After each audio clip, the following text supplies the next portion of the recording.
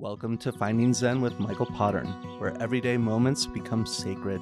I'm your host, Michael Pottern. Together, we explore how presence shows up in people's lives and the quiet gifts they reveal themselves to be when we truly pay attention. So take a breath, settle in, and let's hear what presence has to say.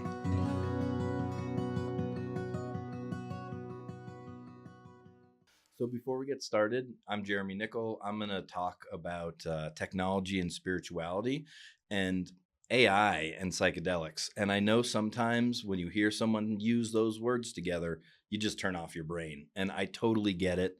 You probably think you know what I'm going to say, but this stuff comes from my life. It's deep within me. I didn't get here accidentally. So my invitation to you is just suspend your doubt for a couple moments. See if you can stick with me and see where I land. You don't have to even agree with me. Just keep an open mind. That's it. That's the invitation. Well, let's first start by just arriving here together. Taking a breath in. I'm just settling in. And let's hear what presence has to say. Here with Jeremy Nickel, a dear friend, brother. And how about we just start off with you telling us a little bit about yourself? Grew up outside of Boston, and most pertinent part of that, I think, to our conversation is my parents worked at a video company in the 80s and then ran a computer company in the 90s. And so I was always very much literally surrounded by technology and people who love technology.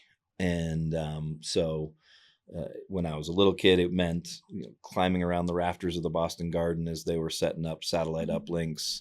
Later, in the 90s, when my parents were working with computers, it meant, playing with, all the new software, all the new hardware, getting to see what was happening before anyone else and really trying to push it to its limits. So always loved tech. At the same time, I always had a really meaningful inner life. And I think you can use a lot of different language to talk about that. It never seemed to me like the thing that people talked about in church that was like they called God. But at the same time, I felt like I had an inner relationship with something that wasn't me, that was more than me. And it was a really important relationship from a young age.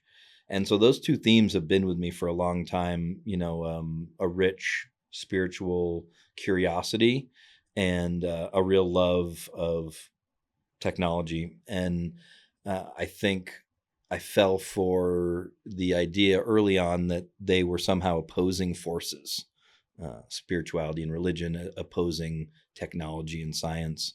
But I've really tried to see them as different sides to a similar coin, if not the same coin, and really tried to bring them together as much as possible. So I after high school, spent some time in Nepal and really opened up spiritually there through Buddhism and meditation. And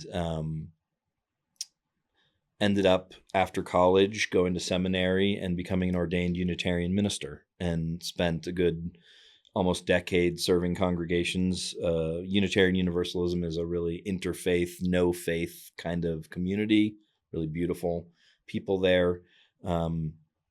Missed the tech stuff. And around 2015, my brother-in-law was starting a VR company and asked me to help him with a project that exposed me to virtual reality. And I thought, oh my God, like this new wave of headsets allows people to feel like they're together even when they're separated by great distances. They really feel like they are sharing presence, and you can build an avatar body in there. And so I started playing with that, leading meditations in virtual reality. And, it became a whole thing. I left my congregation and started this community called Evolver, which was this really beautiful run we had all the way through COVID, serving people around the world who were super anxious with meditation and social experiences in VR that were really beautiful. Ended up becoming a part of Trip VR, the leading VR wellness company, and was with them for the last 4 years. A couple of years ago, realized here in Colorado, a new possibility was opening up with psychedelic-assisted therapy. I'd always been very psychedelic positive and curious. And when I saw this possibility to actually take it into the above ground, um, spent the last 2 years training at the California Institute of Integral Studies and Intertrek in Portland, Oregon. And in August was certified as a natural medicine facilitator here in Colorado. And now really my focus is in that space, working on an app called Ket Ready. Maybe we'll get into some of that later, but that kind of takes us up to this moment. Love that. Yeah, and there's definitely each of those parts we'll dip into, but we'll start with just kind of the beginning, because I know that your father had a kind of a connection to meditation that you got to experience with him, and so we'll just kind of start there. What was that first Great. experience like? Yeah, I was a spazzy kid.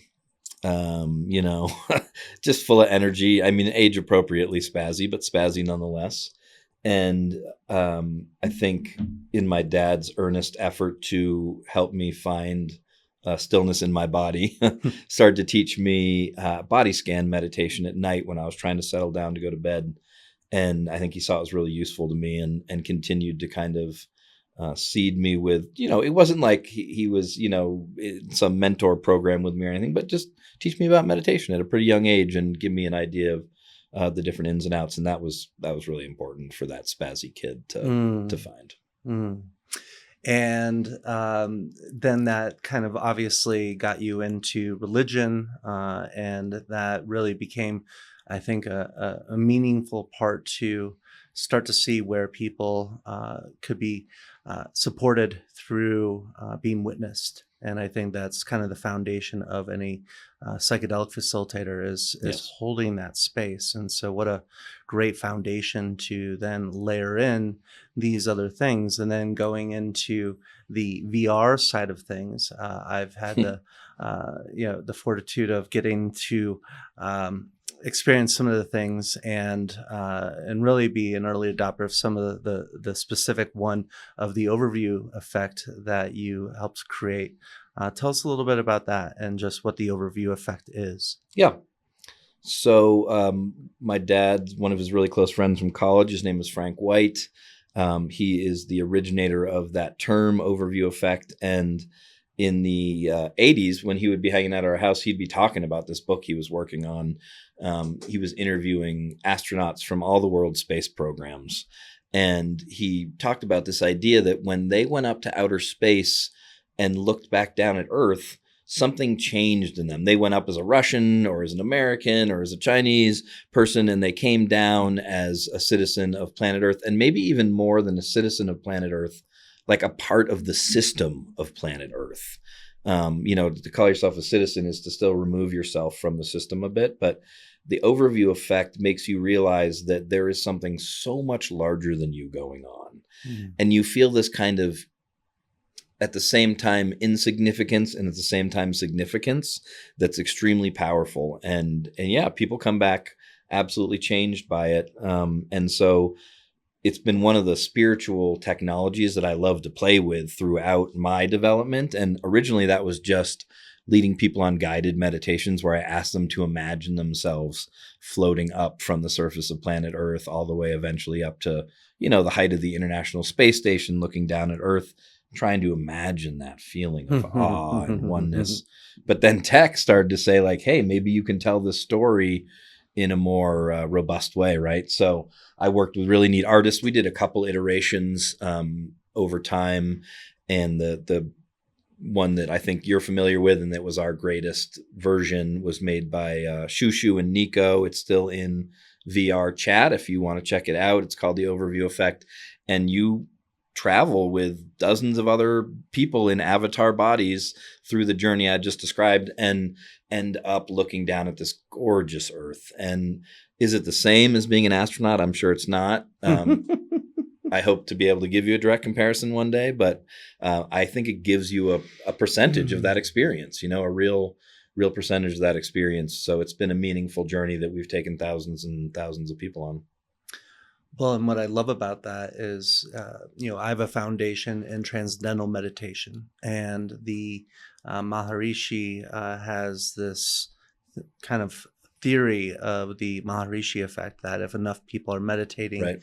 at the same time, it will have a positive effect on the quantum side of the earth. And so I think creating these access points is really meaningful. And part of this podcast, Finding Zen, is really both to show these entrance points and also the juxtaposition, because I think that there's a lot of things that we may think is one thing, and then there's actually something much different underneath it. Yeah. And one of those being that when people use AI and in VR and these things to connect and to share and to get more intimate, that there's actually something really meaningful, an opportunity that technology alone gives, where that we can show up and not feel the social pressures of geography and or that you know me, or that we can actually get into the thick of it. And I'd love for you just to start there, because I think that, starting with Evolver and Trip,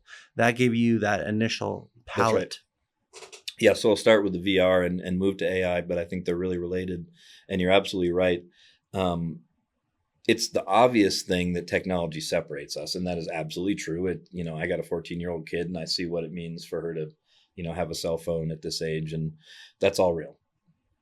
Also, technology can be an incredible connector. And so there's that part in VR where, I remember the first time I was connecting with people from the other side of the world, and we could just talk about what was happening in our country without news telling us how we should think about what's going on in that other country. Really powerful. But even beyond that, my boss at Trip, Nenea Reeves, I like to give her credit for this term. She called it the digital veil. When you enter virtual reality and you make an avatar, you can make it look a lot like you, or you can make it look nothing like you. It doesn't even have to be a human. But you feel that you have a body and you are there. And you look around and you see other people have bodies and they are there. But you also are smart enough to know that you're not really there, and that these people aren't in your living room and you're not going to see them tomorrow. So it's this really heady, powerful mix of anonymity and shared presence that allows people, like you said, to just get real very quickly. So our most popular class, not even a class, just a live session people will come to, is run by my dad, Tom, who taught me meditation all those years ago. He followed me into VR, and he's a death guy, big into death. He's a death doula, and he leads a group there called Saying Goodbye. They do a death Q&A too, and those are two of our most popular. And people will come and they'll just share things that they haven't told their lover yet, that they haven't talked to their therapist about yet, who they've been meeting with for 2 years, because of that just incredible mix of these aren't real people, but they're real people. It's amazing. And so we realized in VR, we created this community with all these events where people every day could just have those radical experiences of vulnerability and safety. And there's a lot more you need to say about how you make that safe and what the boundaries are. Then you step into AI. And I learned this, working at Trip. We made this really neat AI meditation assistant, and it's called Kokua, and you talk to it and it gets to know you, and then it creates meditations just for you in that moment. And again, when we were demoing it to people, they would say things to it that were so vulnerable and real. We couldn't believe it. And when we followed up with them, they were just like, yeah, I knew there was no judgment coming back at me. There was no way that this AI agent was going to somehow sting me later because I had admitted X, Y, and Z.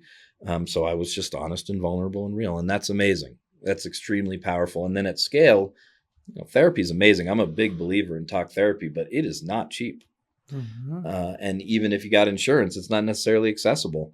But there are AI agents that can be trained on the best practices in whatever field of psychology, psychotherapy that you want to be involved in, who can do really great work with you. And there are people who are just turning off from me right now because I said that.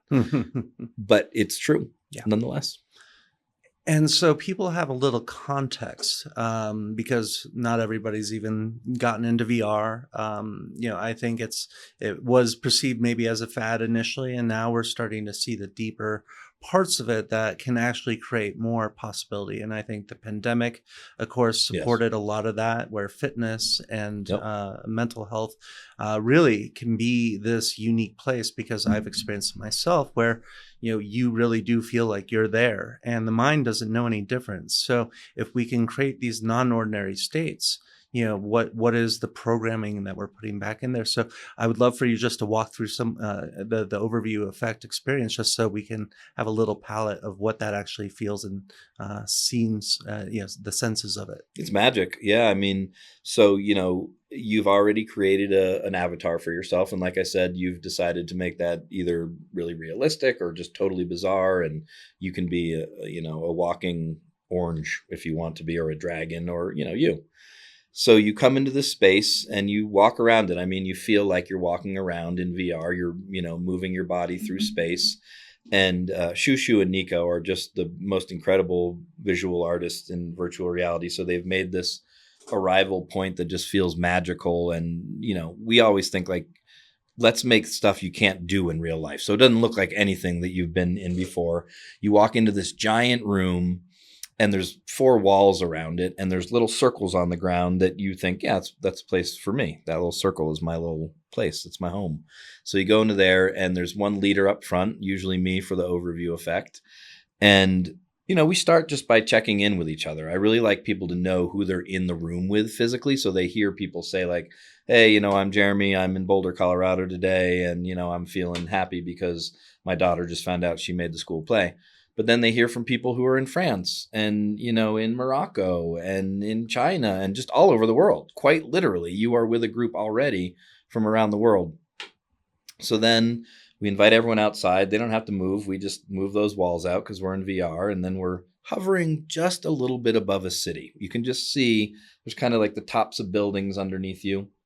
We take a little collective breath, and the whole space kind of breathes with you. It's hard to describe if you're not in there, but the whole space breathes with you. And then when that breath is over, suddenly you're another a couple thousand feet up in the air, more like at the tops of mountains with clouds going by you. There's a little snow to give the space depth. It's gorgeous.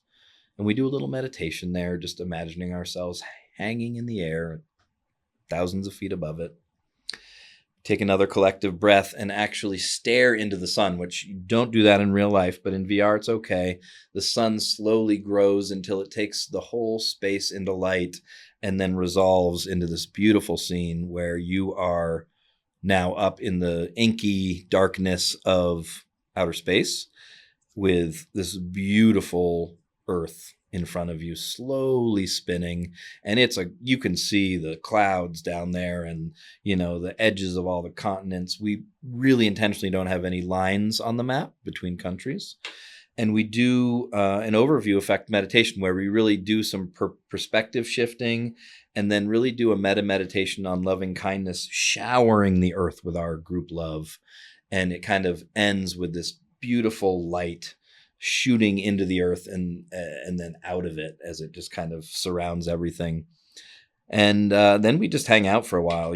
People usually don't want to leave because there's this deep connection that's been made between the group, and people just kind of hang out floating above the earth for a while, checking in from around the world. Every time I leave it, it's one of the best spiritual experiences I've ever had. Let's take a quick pause. Here's your Zen tip for today. You don't need to do more. Your nervous system's already been handling emails, traffic, and notifications all day. The Denver Zen Den is where you come to downshift, using light, sound, and vibration. And if you can't make it in, we offer personal wellness tech for at-home use, so any room can become your own Zen Den. All right. Back to our conversation with Jeremy. It's interesting just because I've been able to participate with it a number of times, and just to really, if you can put down the monkey mind of like, oh well, these are all just online people, and really just feel them as conscious presence. Yes.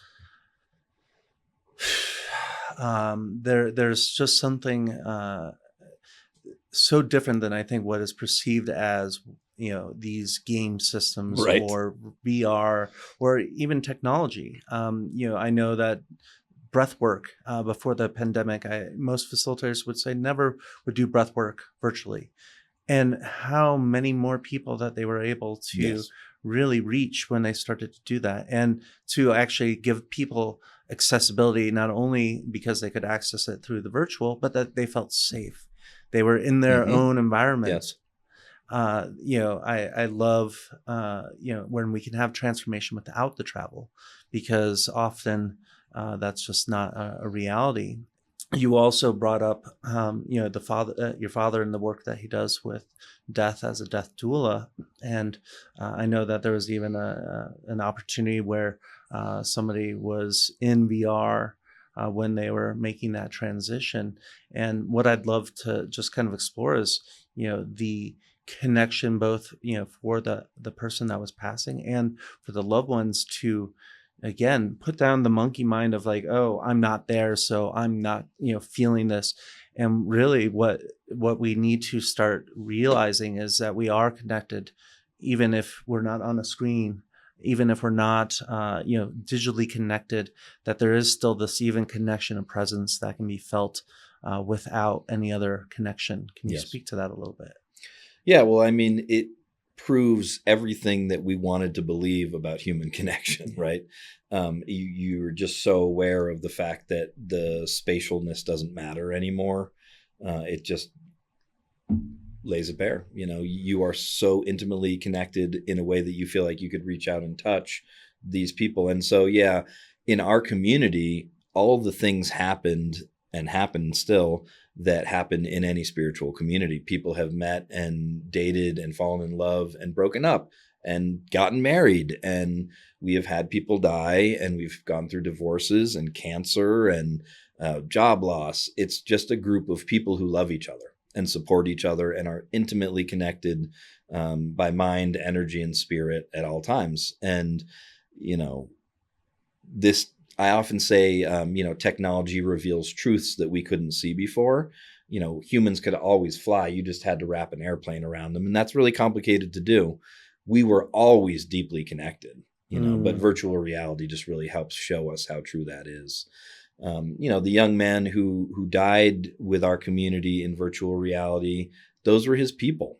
In the end of his life, this is where he had spent a lot of his time. He had been bedbound for medical reasons and couldn't really be in the outside world. And in some cases, that will be a very small end of life. He had a huge expansive end of life experience because in VR, he was unlimited. He could be with anyone, anywhere. He could go wherever he needed to. He had mobility that he didn't have. And so that's where he wanted to spend his final hours and minutes.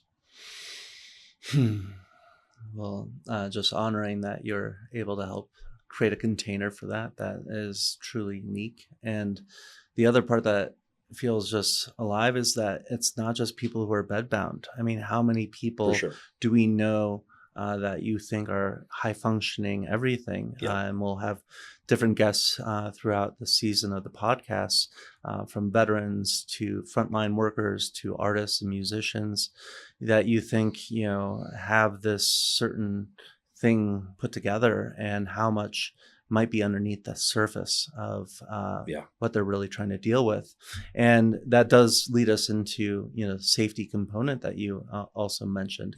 And I think this kind of starts to lead into, where are we actually going with these technologies? We've kind of unearthed where we've gone and some of the parts of how that can actually connect to us in our own wellness journey, as well as our own journey, just bringing each other, walking, each other home.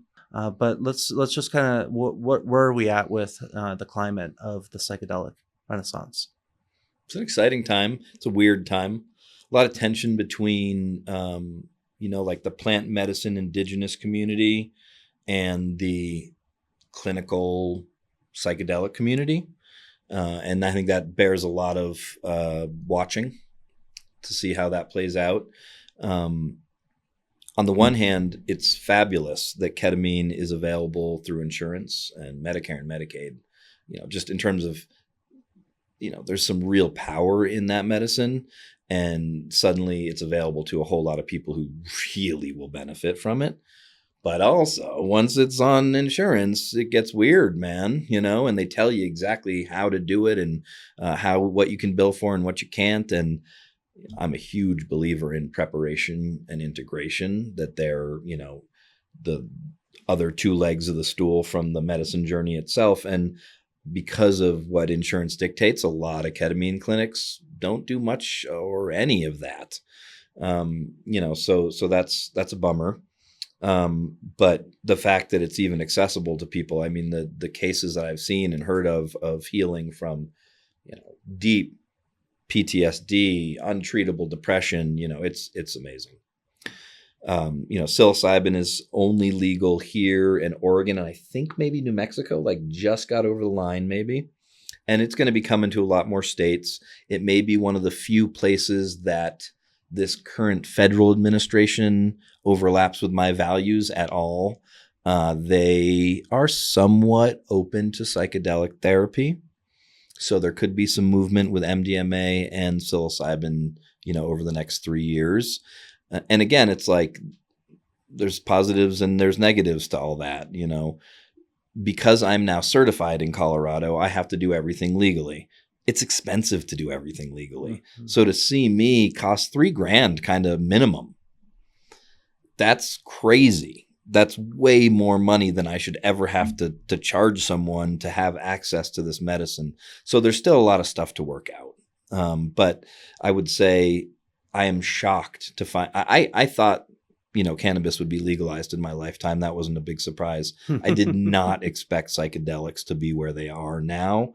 And I'm pleased. So, we're in an exciting place. It could still go a lot of directions. One of the weird things going on is the drug companies, LSD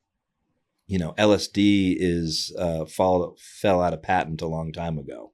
There's no way for them to make good money on most psychedelics. And some of the properties of psychedelics freak people out, you may have heard of, mm-hmm. A little intimidating. So they're creating in the lab this new generation of psychedelics that aren't hallucinogenic at all, that lack some of the classic psychedelic properties, but still bring on that, semi-psychedelic state. The real key is they can patent them. Mm-hmm. So, these companies can own and control them. And that scares me deeply. That's not the direction I think anyone who loves this medicine wants it to go in. So there's a lot of stuff on the field right now.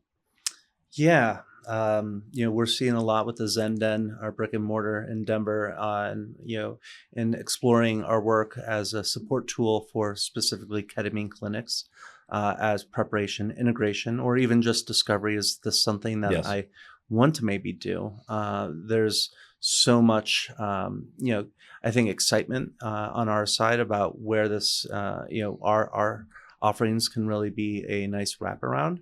But I'm also discovering that there is some inherent lack of, as you said, preparation, integration happening. And, I also know that the psychedelic front has, some connection to safety and, human parts. So I think it's just meaningful to actually, explore what are the tender spots of this, because I think those are usually what kicks people out of their discovery and their exploration. Yeah. Is unspoken limiting beliefs and, oh, this is how it is. And without really knowing what that is. So I'd love to just kind of dip our toes in the water on those two main sides of, preparation, integration, and safety. Preparation, integration are, like I said, in my mind, the other legs of that stool. So in preparation, we're doing a lot of work to help resource the person who's going to be having the medicine journey. The way that myself and most sitters or psychedelic guides look at it is when the person is on the medicine is in charge and the person's in charge. Like, I'm really just there to remind them of a few things and make sure they're safe. And so you want to do all the resourcing you can with them ahead of time in terms of breath work, in terms of meditation practices, ways that they can get back to center if they feel like they've drifted too far from it. And really, if they're psychedelic naive, prepare them for what's going to come so that it's not too much for them. We go through a whole safety protocol. So there's, mental health screening, there's physical health screening, but also, really getting clear on what kind of interventions they would want. And the way we talk about it is, you can always withdraw consent when you're on medicine, but you can't give new consent once you've taken the medicine. So we really try to get all the consent conversations done in those preparation meetings. And that stuff like, the only place I would ever touch someone who's using medicine is on the top of their head, on their shoulder, hold their hand, or maybe their feet. But we go through that with them, each individual piece. How would that feel for you? Is that something you'd want? Is that useful? And if they consent to that, then great. Then in the session that can happen. If they don't, then that will never happen. So we really try to make this very safe container for them where they know what's going to happen. Even if they get overwhelmed, they have magic words they can share with me, and they know how I'll respond to those words.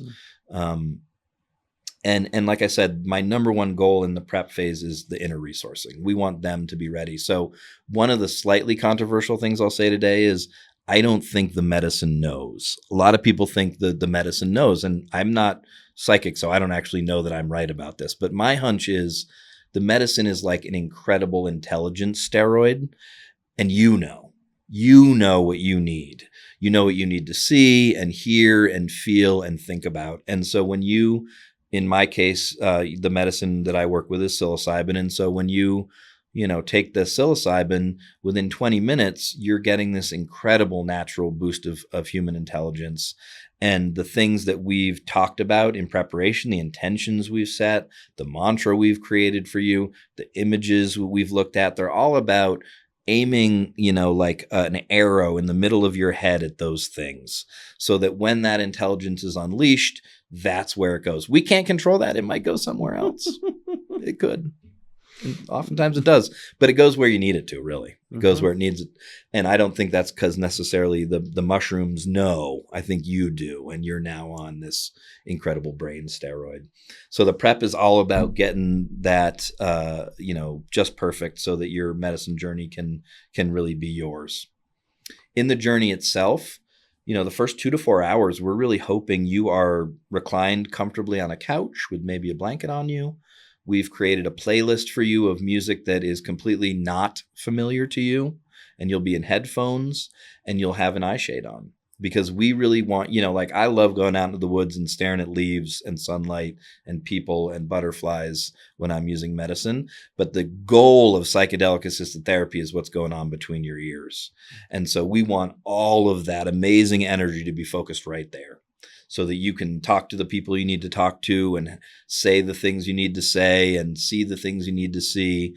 And every once in a while, someone will pop out from under the eye shades after 45 minutes or an hour and a half or whatever, and you'll say, I'll write down that note you gave me, but I think there's more for you in there. We'd really like you to be in there for probably 4 hours, maybe a little talking afterwards.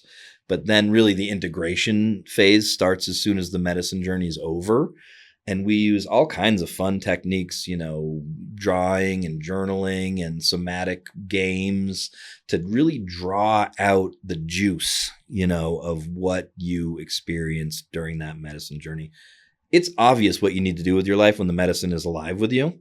You know exactly what you got to do. But when you are, the plasticity, that brain plasticity from psilocybin can last anywhere from 72 hours to 2 weeks for some people.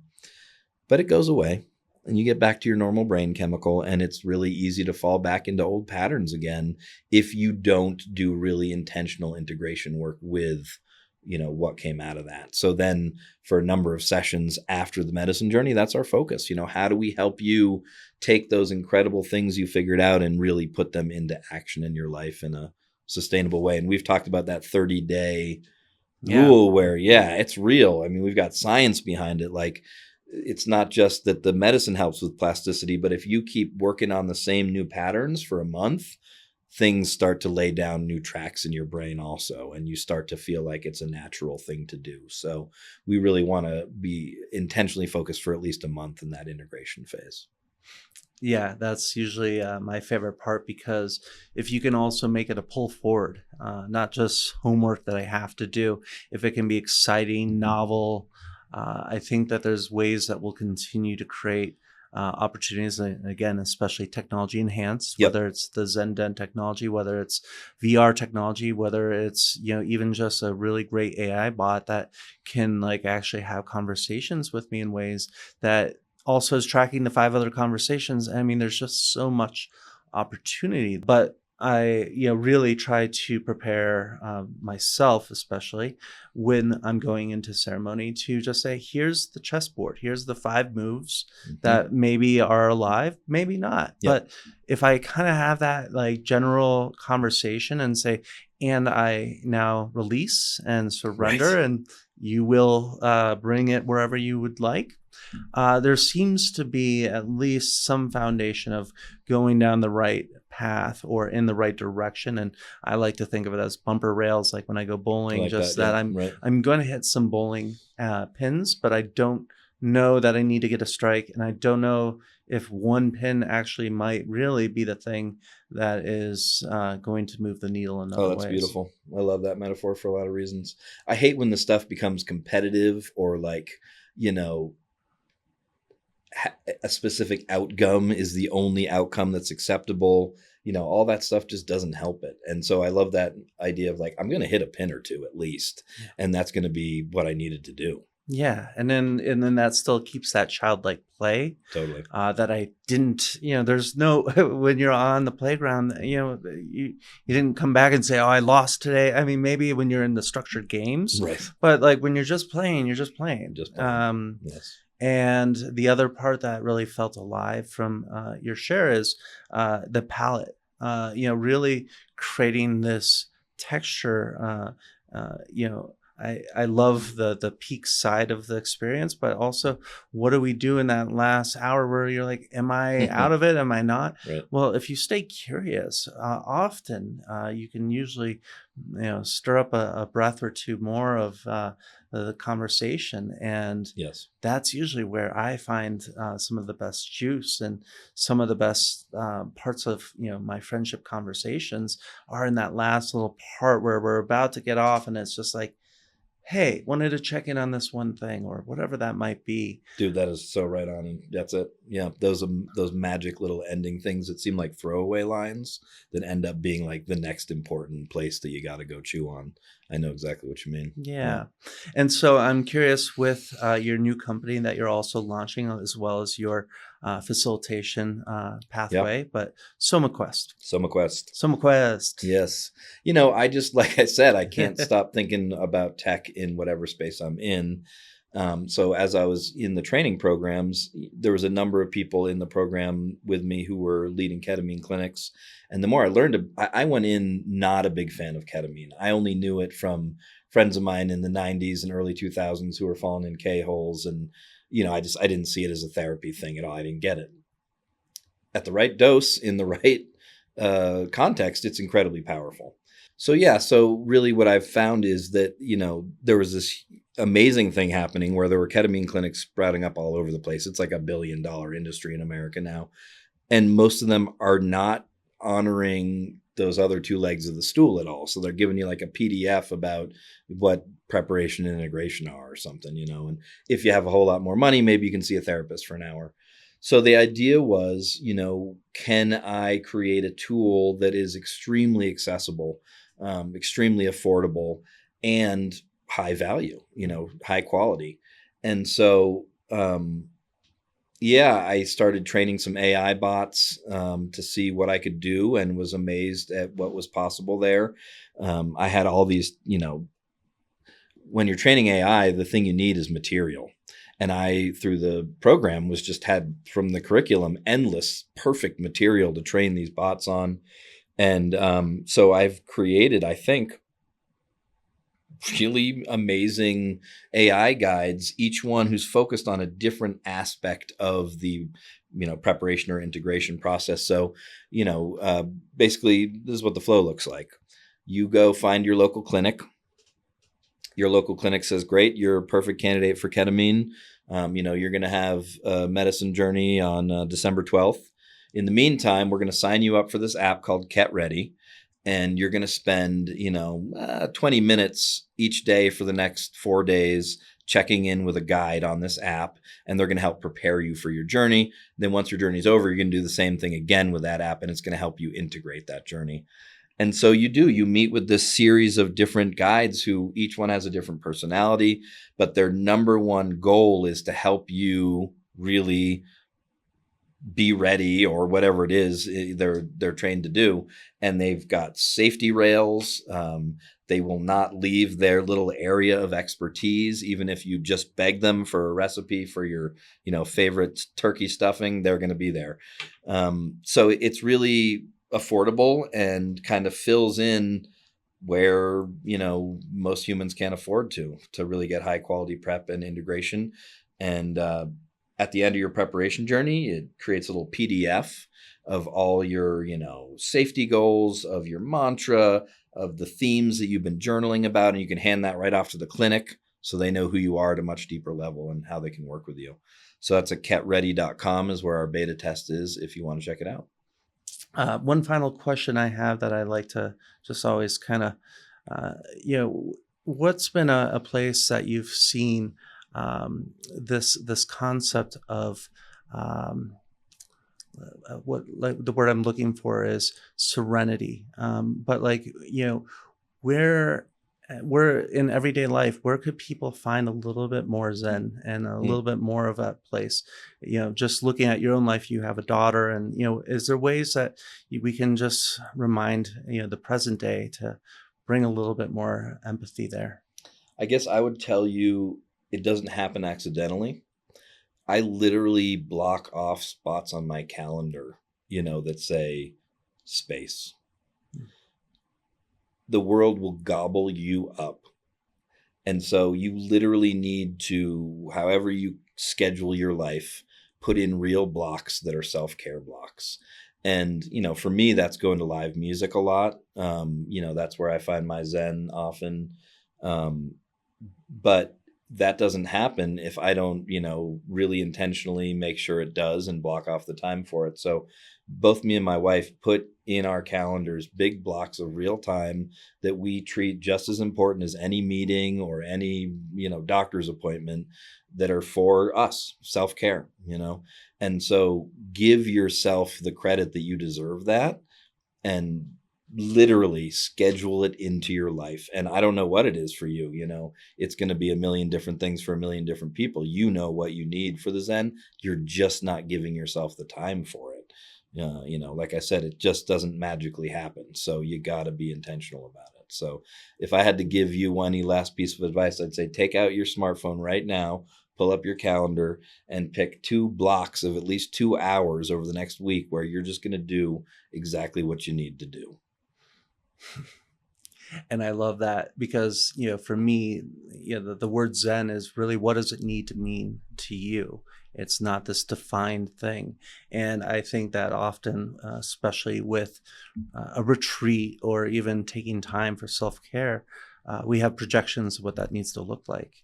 And so I think Right. even more being playful of like, okay, I'm in the middle of nowhere at this weird Marriott hotel.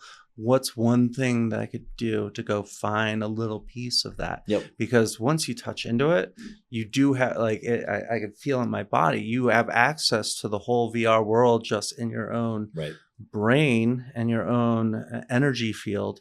So just having that, cup of tea down at the lobby and just watching people can bring you into such a place of like, it doesn't need to be the 4 seasons. That's it. Thank you. All right, Jeremy. Well, it's been truly a pleasure. I am greatly just appreciative of your time today. And I look forward to getting curious with you soon, seeing where your technology takes us. And until next time, move a little slower, listen a little deeper, and keep feeling the Zen in your own life. Thank you for being here today. If our conversation opened something new for you, a little presence, a little wonder, share it with someone who might need it. Until next time, move a little slower, listen a little deeper, and keep finding the Zen in your own life. Space Shuttle Discovery, still on its way to orbit after a successful ascent up through main engine cutoff. This is Houston, contact with a test 1. Discovery Houston, 20 seconds to LOS TDRS. Roger, nice to be in orbit.